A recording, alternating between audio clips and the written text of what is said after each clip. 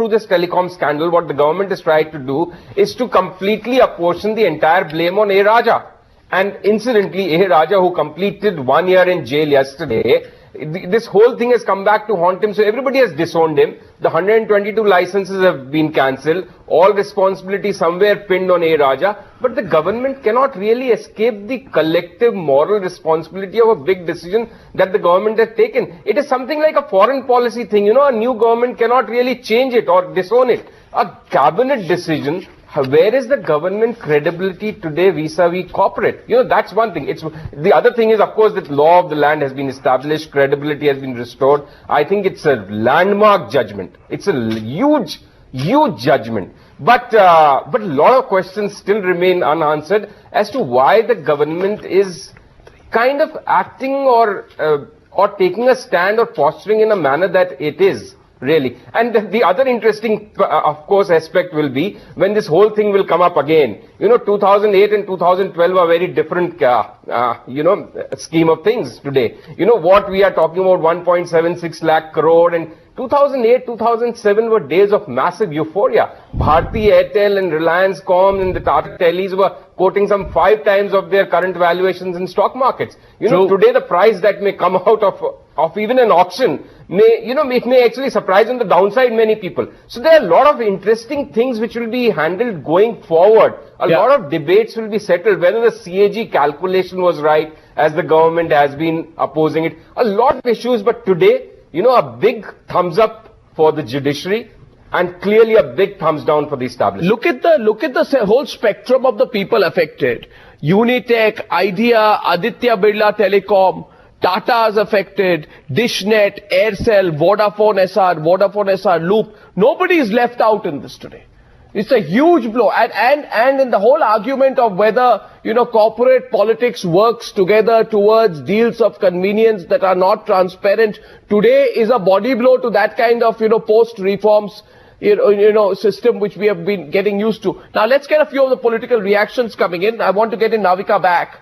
She was speaking first, and I'd like to place on record once again, Navika broke the story way before anyone else did. And you know, in television news, 3 or 4 minutes to get the story ahead of anyone else is massive. So Navika, what are the political reactions you're getting? I've heard that there's going to be a proper press conference at about 12 o'clock of the BJP. They are not going to leave the government on this. They are going to take this up straight to the cabinet. So politically, let's talk more. What's going to happen politically today?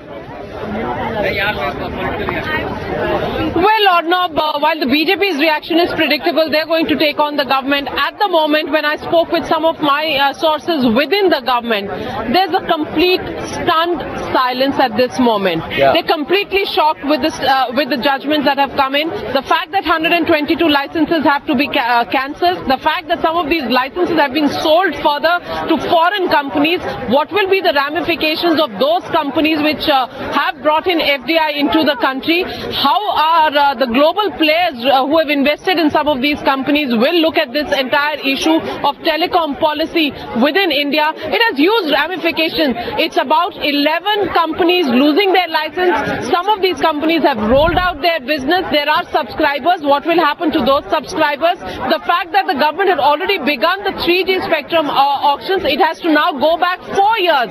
Remember, these licenses were given on 10th January 2008. So we are back in time 4 years in the telecom business, in the telecom sector, and now we have to start from scratch. So at the moment, stunned silence within the government, no reaction on this particular issue coming in. We understand Kapil Sibal may, he's still assessing the ramifications of this with the experts in his ministry and will respond to it. Those pictures on your screen, as far as Chidambaram is concerned. Those pictures on your screen are of a very worried looking Mr. Kapil Sibal, extremely worried. You can see him looking grim out there. Our reporter Nandita Suneja is with him. He is not reacting. He's speaking to a few reporters. Maybe he's getting details of the verdict. He's not giving any reactions. This has massive impact for the telecom minister. You know, he's been right there at the forefront defending the government's actions. Now he's going to meet the Prime Minister. Through this entire policy, Mr. Kapil Sibal held the unique role of being the person who was the Prime Minister's single point advisor on how to handle the telecom issue. Our viewers will remember that way back in November 19, 2000, 2010, when fresh documents on the 2G scam had been revealed by Times Now, the Ministry of Communications and Information Technology had said at that point of time that it feared that the cancellation of licenses of the erring operators could lead to litigations and also spoil the economic environment in the country. Since then, that has been one argument. The other argument has been of FDI. We're going to go across to Nandita Suneja to know what exactly Mr. Kapil Sibal told her. Let's see if we can get her on the phone line at least. But before that, I'd like to go to Mr. Rajagopalan. Mr. Rajagopalan, you're one with a political buzz. You know, Navika has put us in sync with some. Now, since I'm talking to you for the first time after the verdict, what do you think is happening in the government right now? Who's going to face the maximum brunt of this What I learned decision? from Arnab, Yes. 5 o'clock, Prime Minister has convened the cabinet meeting. Yes. 4:30, there is CCPA. Everything will be settled by then. I also understand in various places, in Shastri Bhavan, in Kapil Sibal's place, even in Mr. Chidambaram's place, Tamil Nadu Congress MPs are meeting Mr. Chidambaram. That's what I got the SMS a short while ago. Political buzz is now created in Delhi. The impact of the judgment will be, discussed at the 5 o'clock cabinet meeting. And Mr. Alagiri is not attending. DMK representative Alagiri is not attending. He is held up in Chennai. I see another political ramification by absence of Mr. Alagiri. We also have to wait and watch if Mr. Chidambaram attends that cabinet or not. These are all certain things. Up to 5 or 6 o'clock, we will know the clear picture. What decision can the CCPA take? Legal issues are over now as far as the 2G is concerned. What decision, sir, what decision in your view can the CCPA take today? What can they do? CCPA will take a political decision. You are in the midst of UP elections. You are in the midst of the elections. And next week, the government has to convene the parliament. So these are all certain ramifications, political ramifications. They will take a political decision. And apart from that, tomorrow is Friday. Core committee is also meeting. Therefore, it's going to be a major political picture now. That is what I understand from this. After talking to many of my contacts in Tamil Nadu Congress, in other sources, today and tomorrow is crucial. And now, as you exactly from the beginning we have been saying, day after tomorrow, 4th, Saturday, is much more crucial for Mr. Chidambaram. These are all certain things. Now it's a political issue. That is what, I would picturize. Nandita Suneja, what did Mr. Kapil Sibal tell you? Well, Arnab, he says that he is going to read the judgment and there's going to be no statement. But what, the wheels that are turning here within the government is that they're definitely heading for some sort of press conference. But that's only going to happen after a couple of things. First of all, Mr. Sibal is leaving his residence right now as we speak. He's going to meet the Prime Minister. That was scheduled at 11:45. After that, of course, there is a press conference in Lucknow of Arun Jaitley. There is a GOM media meeting at the same time here in New Delhi, which Mr. Chidambaram is also a member of and is going to attend. There will be a calibrated strategy that would be worked out on what the line of defense from the government side is going to be, and then there could be a larger press conference perhaps at PIB from the government side. None of that expected before at least 2 p.m. after they've seen Arun Jaitley's line of attack in his press conference. So they're preparing for the attack. Media, yes. They're preparing for the attack. The government is preparing for the attack. The government wants to just hear the attack and then respond. Yes, Arnab. So we are expecting a press statement, a press conference at in New Delhi at Shastri Bhavan perhaps sometime post-lunch then. Yes. So, Nandita, thanks for that. The reaction, rightly so far, as Navika also put it, reaction so far from the government can be described in one word. It's a deadpan reaction from the government. Navika called it stunned, but it would probably also be proper to say it's a deadpan reaction of the government, because this is not about corporates alone. There are larger political implications of the annulment. One, the whole zero loss theory that had been propounded by Mr. Kapil Sibal on 8th January 2011, when he had said that the CAG report is erroneous, the logic of calculating of over 1,70,000 crore by the government is flawed, there is a mistake in the manner it has been calculated, and he had gone on to say to err, of course, is human, but the fact is there had been no actual loss by the government. Navika, that's going to be questioned now. That is the first political impact of the annulment, political implication. Absolutely. In fact, the CBI, the Supreme Court has completely blown that zero loss theory when it has said that the further spectrum in 2G needs to be auctioned and that fresh recommendations from the TRAI need to be sought by the government. Clearly, the zero loss theory is something that the government would now be embarrassed by, really. One thing is that. The other thing is it will have ramifications as far as the finance ministry is also concerned. All the 122 companies who are going to lose their licenses will need to be returned the license fee they paid so far, because now fresh auctioning will take place. So the finance ministry will have to go through this whole procedure. The budget is round the corner. There will be a budgeting exercise that will be required, because this money is also money that will now be needed to be generated by the finance ministry to repay to all the licenses. Then again, as I said, it's a policy freeze for 4 years.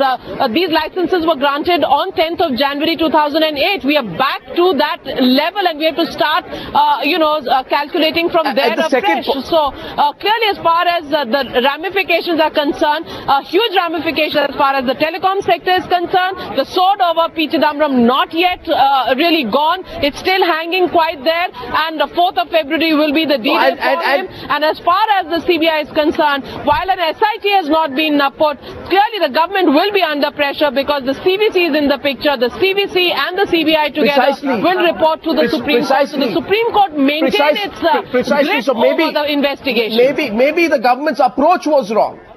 Sanjeev Srivastava, would you agree? Vinod Sharma, would you agree? The government's approach was wrong.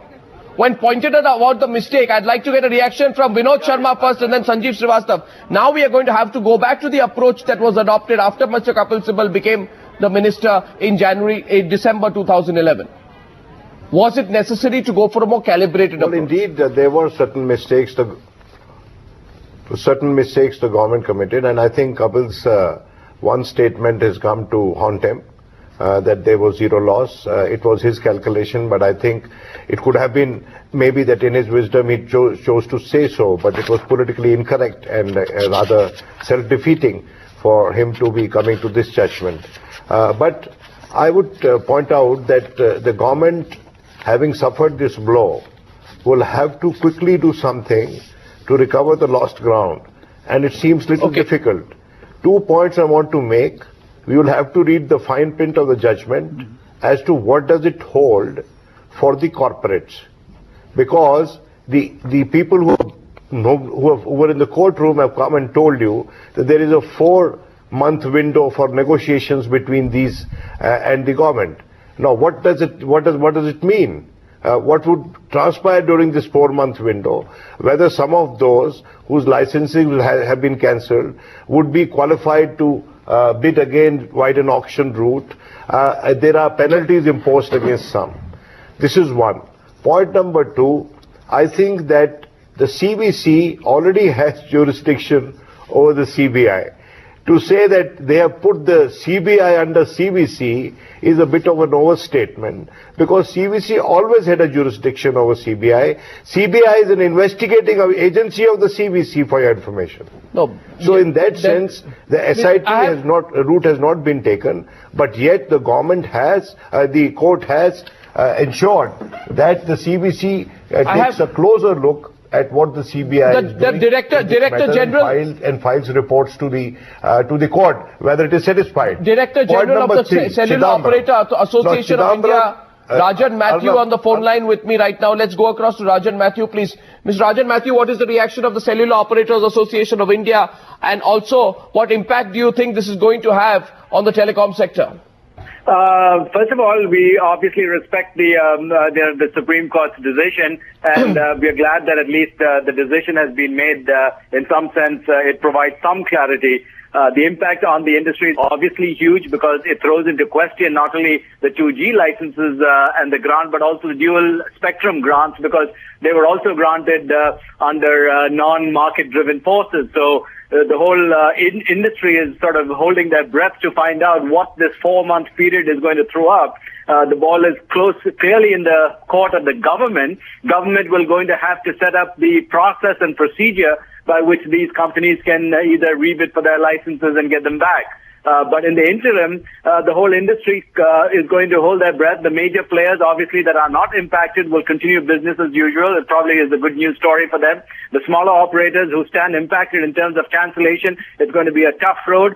There are some, obviously, innocent investors that will be impacted. The government obviously needs to take care of them so that they are not disenfranchised. But clearly, the government has to move quickly to get the industry back on its feet and on a growth path again. Otherwise, we are going to be at a standstill. Absolutely. Well, thank you, Rajan Matthew, for that there are pictures there of Kapil Sibal reaching 7 Racecourse Road, a man who would be extremely worried today about the possible impact of this verdict. Kapil Sibal, who had very strongly said on 8 January 2011, there has not been any loss to the government at all. There is the man who's been advising the Prime Minister, going in to talk to the Prime Minister about the impact, the larger political impact of the annulment of the decision will also be certainly on his mind. It will also have to be mentioned at this point that since the entire process has been deemed, quote, unconstitutional, Sanjeev, unconstitutional and arbitrary. Therefore, the defense of the government, by the government of A. Raja, including the defense by the Prime Minister of Raja in May 2012 at a press conference of UPA2, will also be questioned. I think the bigger question, Arnab, would be, okay, Raja, the manner in which the government defended, they have already had to eat their words. Raja is in jail. He has completed 1 year in jail. Now the government's next best case scenario was that to pin everything down on Raja and let everybody else not somehow get involved or escape the blame completely. What this decision is doing, A, the Chidambaram thing is still hanging fire. So what happens on Saturday becomes extremely crucial. You know, in some ways much more crucial than what happened today. Because if God forbid for the government, if something happens about Chidambaram in that court, then the government goose is really cooked. So far they can escape still by saying, okay, so it was Raja's fault, Raja followed a faulty policy, he is in jail, and now there was this argument that why should only politicians suffer, how can the corporates go scot-free, so the licenses have been also cancelled, so the slate is clean, you know, so we can start afresh. It will be a very weak defense, it will be a weak argument, and particularly at this time when the first phase of UP polling takes place in less than a week from now, you know, the kind of atmospherics that it will generate, you know, maybe not everybody will be interested in the nitty-gritty of 2G, but really who cares about that? The manner in which non-Congress opposition parties will target Congress on this issue now in UP would be something that they'll really have to factor in their calculations from here on. What they will say in their defense today is something, you know, we'll have to wait and watch, but it will be an interesting wait because they'll have to come up with something really ingenious. They have to launch some kind of an offense is the best defense policy here because they just can't sit back and take attacks from all sides at this stage when UP is going to vote. So all in all, one of the perhaps the most difficult phases for this government, but still they can rest easy on one fact. Just imagine it could have been much worse if there was an SIT and a judgment on Chidambaram. The judgment on Chidambaram is still to come. Somewhere in there, when they meet and huddle together today, they can take some relief out of also what has not happened. That doesn't mean that they still have to face the consequences of what has happened in terms of the judgment. They'll need something more than just that to cheer their spirits today. But Mr. Vikas Singh, you know, I found it very interesting what you said earlier. I do not think I agree with you that the government did not argue in court. The government put out a very strong defense of what Raja did in court. I think there was an affidavit to the Supreme Court in which the Department of Telecom said that the loss is misconceived, the government complied with all the terms and conditions in awarding licenses, 2G is a basic service. I remember they said 3G is a value-added service, that's why it was auctioned earlier. It said there is no need for the court to monitor the case. It made the argument of tele-density, providing lower rates for consumers. I think it put every conceivable argument right there before the court. Despite that, the court saw through it. No, you are not properly informed on this. All this was said by the TRAI. When Mr. Dwivedi appeared for TRAI, he argued all this and he said that it was a very informed decision and there was It was a well thought of decision to roll out these services. But the government just didn't defend its policy. So this judgment actually is invited by the government. I don't see any embarrassment for the government. The government wanted these licenses to be cancelled. That is why they didn't defend this policy. Why you say? The government stood up and said... Why would the government want the licenses to be cancelled? Why would the government want its own goose to be cooked in this case? Because they didn't defend the policy. They did not argue in court that this policy decision to have these roll out at this particular price is a collective decision of the government with a try recommendation.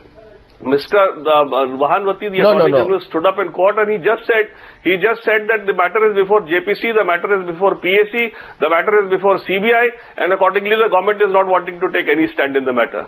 The next lawyer to argue was Mr. Salve, who was appearing for some of these licensees who had been granted these licenses by Mr. Raja. He also stood up and said that I am not defending the policy. No, but TRI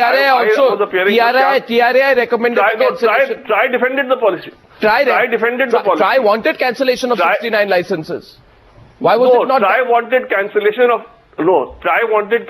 of 69 of those licenses who had been granted 120 out of the 122 who had not been able to roll out in the time frame that had been prescribed as per the license condition. So that was only for with respect to those 69 who did not roll out. They were not against. So what happens now to the licensees? One question to you, Vikas Singh, is what licensees take some legal recourse? They take a legal. I don't think they can take any legal recourse because there is no court beyond the Supreme Court except for filing a review and then probably going for a curative petition. But I don't see in the long run the licensees suffering because the way the sector has gone in the last 3-4 years with all these scams and with all the adverse publicity and with the banks and the financial institutions as well as the private investors not willing to invest in this sector anymore. Yes. I don't see that they will have any big problem of taking back these licenses at almost the same price at which they got them initially. So really speaking, I don't see any big loss for these telcos. The loss is all notional, which was estimated by the CAG. And that was at a time when probably the sector was booming. So that position is not there anymore. I mean, we are all responsible for bringing this sector to this low. So one point I'd like to make here is that I have also been told that loans may be recalled. Because, see, it has been said that there are banks like Punjab National Bank, there is the Union Bank of India, there is the IDBI Bank. And I am also told that among the state-run banks themselves, they have huge exposure. State Bank of India, I'm told, has some 10,000 or 14,000 crore rupees of exposure to telecom companies. Punjab National Bank has some 330 crores. IDBI has some 550 crores of fund-based exposure according to rough estimates which have been made by the officials of these banks. Banks will not give details about the loans, but there is a lot of loan exposure of the state-run banks. Now, if the banks recall the loans as an impact of the 2G licenses being cancelled, Mr. Vikas Singh, that's going to have a... I don't think the banks... I think it will be foolhardy for the banks to take a call at this point of time because as of now, these people who have been permitted to roll out, they have been given a 4-month breather. But why can't they? Because the license, because they can seek immediate repayment because the collateral against which the money has been given is the license. The collateral does not exist. They can ask for they can recall the loan. Arnav, in our present day banking sector, we have the corporate debt restructuring. So even if the banks want to recall at this point of time, they'll have to go to the CDR process, and it is not so easy for them. And for instance, there are clients who have, there are licensees who have now rolled out pan-India services, and they've got huge customer base. So their revenues are coming. So as of now, the bank should not be worried. The problem would be only if ultimately they fail out and they are not able to get the spectrum at the new auctions. Is when the banks will really be in trouble. The repayment process is going on. Another of our sources told us they are worried about the impact of the UP elections because there are millions of subscribers of Uninor in Uttar Pradesh. I'm not sure of these facts, but this is the information we are receiving. And hence there could be a flip effect on the UP elections, and we are worried that subscribers should not be affected. That's going to be immediate political concern. Navika Kumar has some more news. Rhythm Anand Bhardwaj has more news. Our two, Navika and Rhythm Anand Bhardwaj right on top of the story. First, I'd like to go across to Navika, who's getting more on the political reactions. Yes, Navika. Well, Arnab, I just had a word with Leader of Opposition in the Rajya Sabha, Arun Jaitley, who is likely to hold a press conference at 1 o'clock, and his first reaction to this particular judgment from the Supreme Court is that Chidambaram has become lame duck. He now lives day to day. He will now have to wait for the next 48 hours before his fate is decided in the special CBI trial court. That's the first reaction coming in from him, and of course he also did mention the fact that 122 licenses have been cancelled. Clearly is a huge blow as far as the government is concerned. It clearly proves the point that this entire policy of the government was